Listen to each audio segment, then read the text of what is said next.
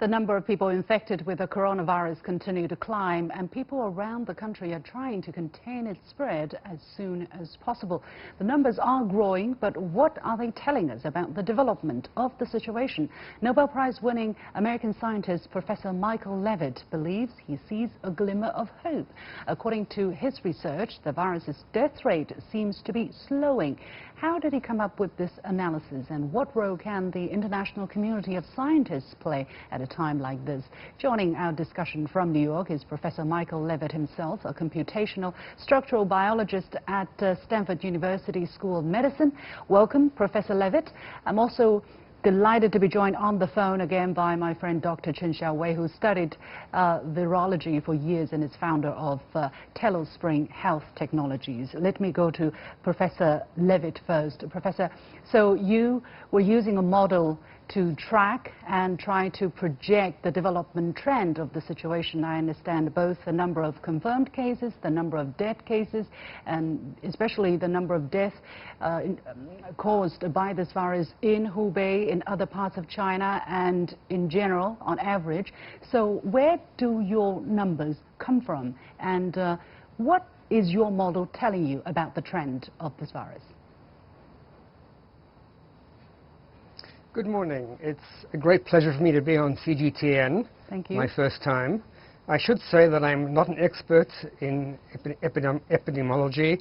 It'll be great to hear from our next speaker. I actually specialize, I guess, in data analysis. And I looked at these numbers just as numbers, no particular model. And I'll just tell you a little bit about what I did, because it's pretty easy to understand. So the first thing you need to do is realize that there's a great deal of panic and fear. People are, I guess, not fully understanding what's going on.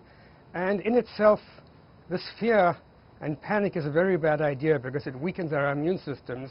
And because we fear, we have a higher chance of being infected. So fear is a bad idea anyway. Let's put on a smile. What I tried to do is to analyze their data in an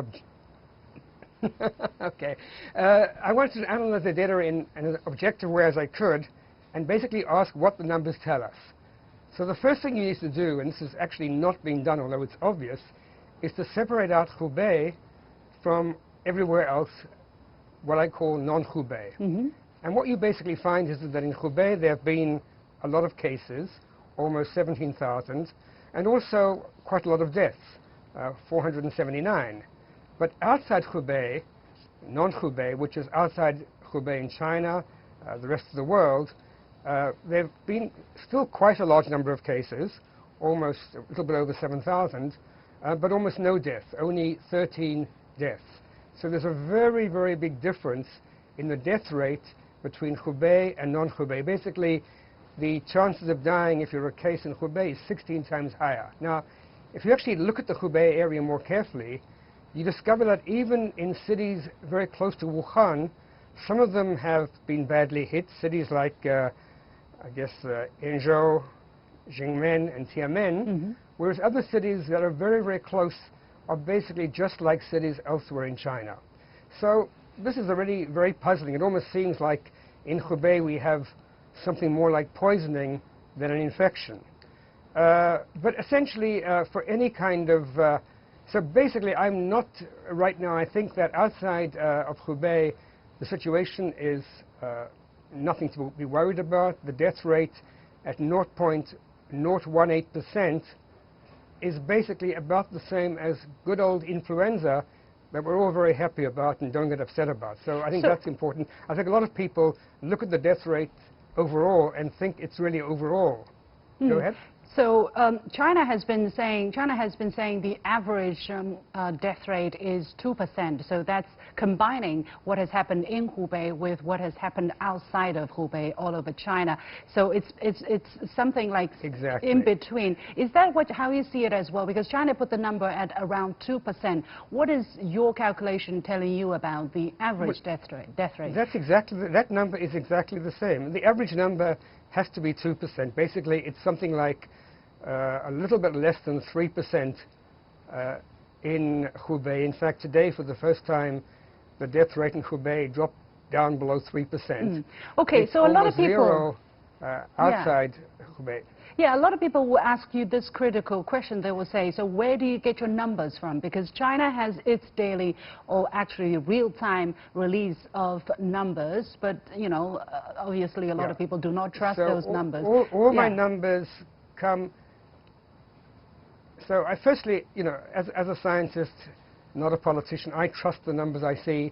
The numbers I've obtained have been from the World Health Organization, through a site at Johns Hopkins University, through a site in China. They've been exactly the same.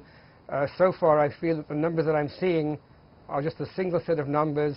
There aren't alternative sets of numbers, whether you see them in Chinese websites or in websites in the United States or in the World Health Organization, the numbers are the same. Let me just try to, you know, the key thing is, so we have this distinction. So I think the not being in Hubei, the death rates are really very small, like influenza. Even in Hubei, as I said, you know, it's really just these 4 cities, and other cities actually have much, much lower death rates. But I think the key thing is to ask, where is this going? And generally, in an epidemic like this, it's very hard to rely on the number of cases. Certainly in the Wuhan area, in the early days, I'm sure the health services were overwhelmed dealing with people who were really sick and couldn't properly test everybody.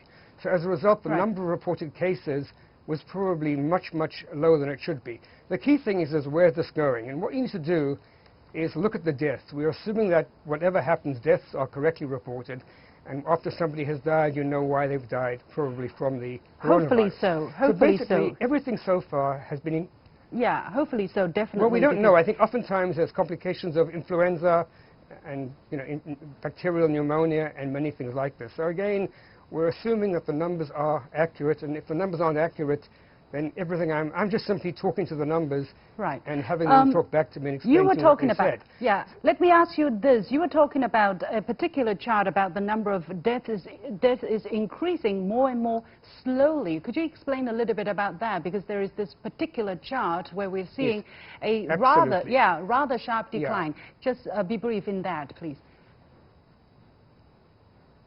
Sure, certainly. So, you know, the difficulty is that all of these things increase exponentially, which means that if today you have 100 deaths and the death rate has increased, it will increase by 10%, it will be 110 deaths, and the next day it will be 121 deaths, and so on. So it's like compound interest.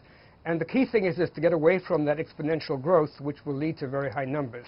So one way to do this is to simply say, what is the ratio of the number of deaths today to what it was yesterday? So if the growth is 10%, the ratio would be 1.1.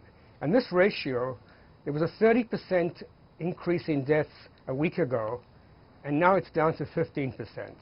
So the number of deaths, so basically if things continue according to a straight line, and there's no real reason why they should, but the last week has been a straight line, then in something like a week or two, we should see a very, very marked decrease in the number of new deaths. Hopefully.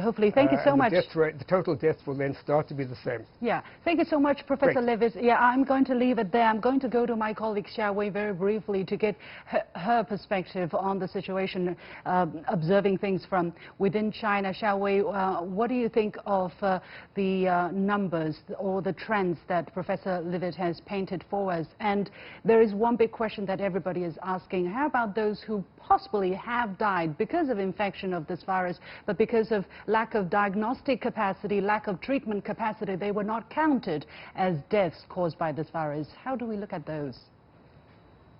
Thank you, Liu Xing. I have a great deal of respect for all Nobel laureates and definitely Professor Levitt.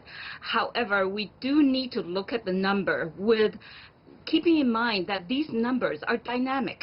It's not that anybody's trying to withhold numbers, but the numbers can change. And what in the history has been a linear relationship doesn't mean that tomorrow it's a linear relationship. Anything linear could turn exponential. There's a lot of key factors that could change overnight. Remember, the virus is a live organism. It could mutate. It could change. It could all of a sudden become a lot more virulent. So the key factors in Professor's model could change. Let me use the very limited time I have left to go back to Professor Levitt if he's still with us. Professor Levitt, do you want to react to what Xiaowei just said? No, what Xiaowei says is absolutely right. The future is always uncertain. The question really is, you know, we could imagine lots of very bad scenarios. My feeling is that at least I'm doing something which is objective. I'm just simply looking at the numbers, but I agree with her completely. The linear trend will not necessarily be linear. I was pleased that I started out 5 days ago and things have got significantly better in those 5 days.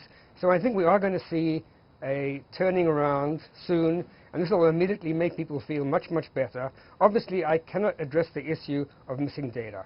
I have no idea what numbers are being hidden, All right. and don't even want to go there. Okay. Let me go back to Xiaowei once again, very briefly. Xiaowei, how do you look at the role of the scientific community? By the way, I think I appreciate very much people like Professor Levitt, who is trying to understand the situation and trying to share with us what he sees buried under these numbers. How do you think should be the role of the science community, especially from outside China? Xiaowei. I'll try to be as brief as possible. I think what scientists keep in mind is that their role is of objectivity. In this crazy, mad world of this new virus coming out, people are panicking already. So scientists need to be objective, meaning that they shouldn't be one way or the other intentioned. In other words, don't try to calm people from panic. Also, don't try to withhold information because they think they might panic. What scientists should do is to do what they do best, being scientific and objective. And let the people have the clear and full information and make sound decisions, especially by government officials. Now, what we have seen in the early days of the Chinese situation is that there are some scientists who are afraid that if the word got out that there is human-to-human transmission, people might panic. So they try to be cautious. Now, if we need to be cautious, we need to err on the cautious side. But regardless, scientists shouldn't try to withhold information themselves. Scientists should try to be objective. Understand.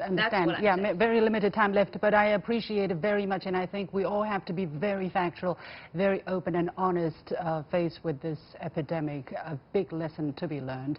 Many thanks to my guests, Professor Michael Levitt and Chen Xiaowei. With that, we come to the end of this edition of The Point with me, Liu Xin. As always, you can follow me on Facebook and Twitter using the handle The Point with Alex. Thanks for watching. You've got The Point.